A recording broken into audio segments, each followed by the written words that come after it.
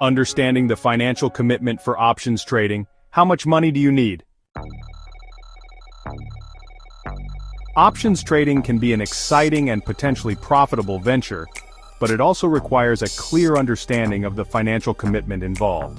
Whether you're a seasoned investor or a novice looking to dip your toes into the world of options, knowing how much money you need to start and sustain your trading activities is crucial. This video delves into the various factors that influence the amount of money required for options trading, with detailed examples to provide a clearer picture. The amount of initial capital needed to start options trading varies based on factors such as your broker's requirements, the type of account you open, and the trading strategies you plan to employ. Here are some common account types and their typical minimum requirements. Cash account. A cash account is the most basic type of brokerage account where you can only trade with the money you have deposited. Many brokers require a minimum deposit of $500 to $1,000 to open a cash account for options trading. This amount may seem modest, but it limits your ability to leverage or borrow funds for trading. Margin account. A margin account allows you to borrow money from your broker to trade options, giving you increased buying power. However, margin accounts come with higher minimum deposit requirements, typically ranging from $2,000 to $5,000. Margin accounts also carry additional risks, as losses can exceed your initial investment. Pattern day trading account. If you plan to engage in frequent day trading, you may need to open a pattern day trading account, which has a minimum equity requirement of $25,000. This type of account allows you to make multiple trades within a single day without being subject to certain restrictions. The amount of money you need for options trading also depends on the strategies you employ. Different strategies have varying risk profiles and capital requirements. Buying call or put options. The simplest and most straightforward strategy involves buying call or put options. The cost of buying an option, known as the premium, depends on factors such as the underlying asset's price, the option's strike price, and the time remaining until expiration. For example, if you want to buy a call option on a stock trading at $100 with a premium of $5 per contract, you would need $500, since each contract typically represents 100 shares. Example, you decide to buy a call option on XYZ stock, which is currently trading at $50 per share.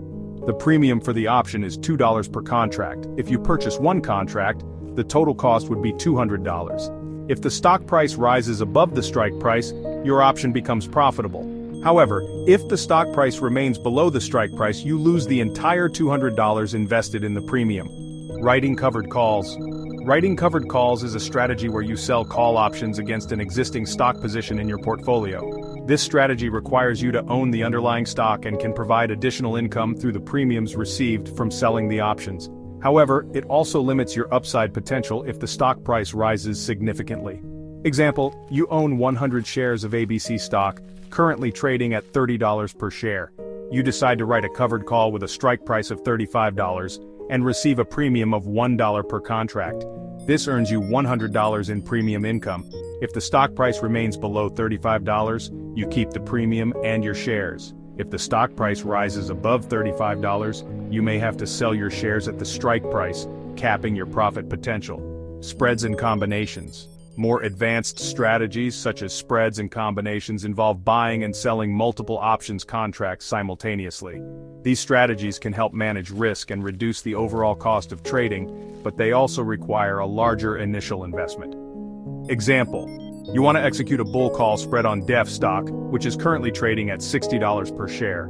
You buy a call option with a strike price of $55 for a premium of $6, and sell a call option with a strike price of $65 for a premium of $2. The net cost of this spread is $400. If the stock price rises to $65 or higher, your maximum profit is $500, while your maximum loss is limited to the $400 invested. Risk management is a critical aspect of options trading, and having sufficient capital reserves is essential to weather potential losses. It's important to set aside funds specifically for managing risk and ensuring you don't over-leverage your position. Stop-loss orders. Implementing stop-loss orders can help limit potential losses by automatically closing a trade if the price reaches a predetermined level. While stop-loss orders don't guarantee execution at the exact price, they can provide a safety net to protect your capital. Diversification. Diversifying your options portfolio by trading different assets and employing various strategies can help spread risk. Avoid putting all your capital into a single trade or strategy, as this increases the potential for significant losses. Reserve funds. Maintaining a reserve of liquid funds outside your trading account can provide a buffer in case of unexpected market volatility or margin calls. This ensures you have the financial flexibility to respond to changing market conditions without being forced to sell positions at a loss.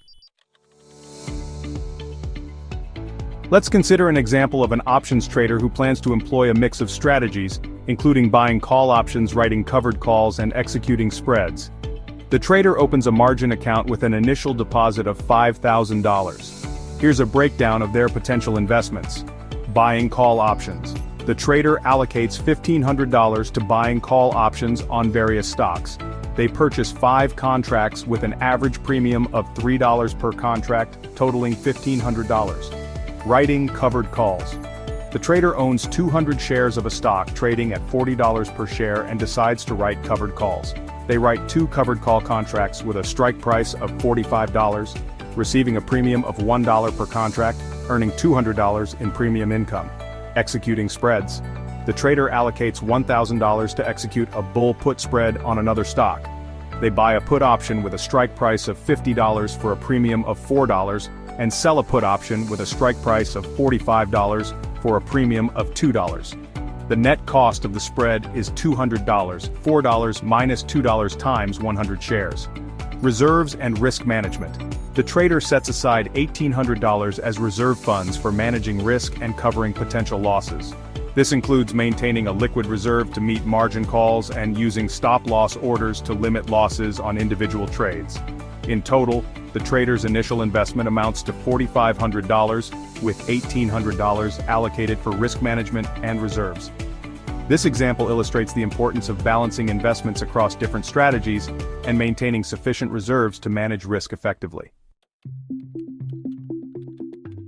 Options trading offers a wide range of opportunities for profit, but it also requires a clear understanding of the financial commitment involved.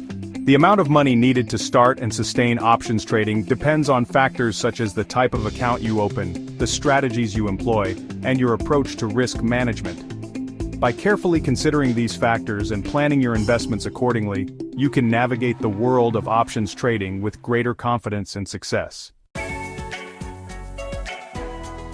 Thank you for watching. Please like, share, and subscribe for more financial insights.